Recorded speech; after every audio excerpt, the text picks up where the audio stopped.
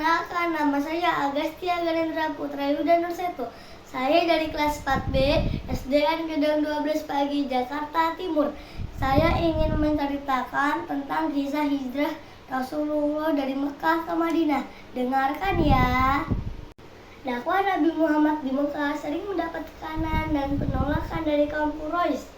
Kaum Quraisy sendiri merencanakan untuk mencelakai Nabi Muhammad. Mereka mengirim pemuda-pemuda yang tangguh untuk mencelakai Nabi Muhammad. Allah Subhanahu wa Ta'ala mengirim malaikat Jibril kepada Nabi Muhammad tentang rencana jahat kaum Quraisy dan memerintahkan beliau untuk berhijrah ke Yathrib, saat ini disebut dengan Madinah. Akhirnya Nabi Muhammad SAW menyuruh sahabatnya Ali bin Abi Thalib untuk tidur di pembaringan beliau sambil memakai selimut yang biasa beliau pakai. Saat malam tiba, pemuda-pemuda Quraisy memata-matai tempat tidur Nabi Muhammad dan merasa yakin bahwa Nabi Muhammad masih tidur dengan nyenyak. Tanpa mereka sadari, Nabi Muhammad sudah keluar rumah dan meletakkan segenggam tanah di atas kepala masing-masing pemuda Quraisy sambil membaca firman Allah surat Yasin ayat 9. وَجَعَلْنَا مِنْ بَيْنِ أَيْدِيهِمْ سَدًّا وَمِنْ خَلْفِهِمْ سَدًّا فَأَغْشَيْنَاهُمْ فَهُمْ لَا يُبْصِرُونَ.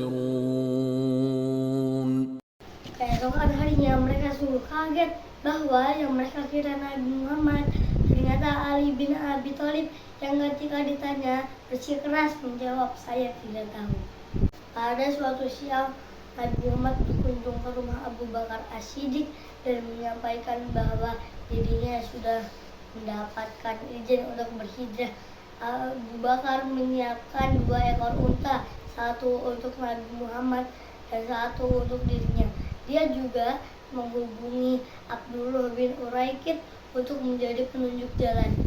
Pada tanggal 27 Safar tahun 14 kenabian atau sekitar tanggal 12-13 September 622 Masehi, Nabi Muhammad dan Abu Bakar keluar rumah dengan hati-hati berjalan kaki menuju Gua Sur. Mereka melalui jalur selatan Mekah yang biasa digunakan untuk ke Yaman, bukan jalur utama. Sesampainya di depan Gua Sur, Abu Bakar masuk terlebih dahulu agar tidak ada yang membahayakan Nabi Muhammad.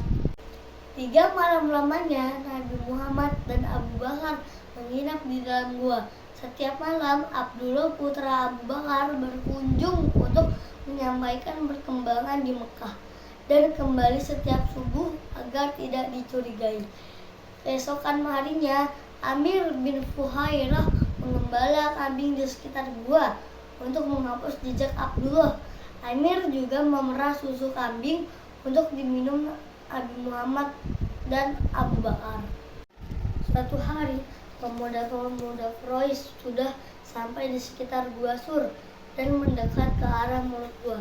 Sesampainya di depan gua, mereka sempat berdebat apakah akan melihat ke dalam gua atau tidak. Keadaan pintu gua sudah tertutup oleh sarang laba-laba dan sarang burung dara yang diperintahkan Allah untuk melindungi Nabi Muhammad.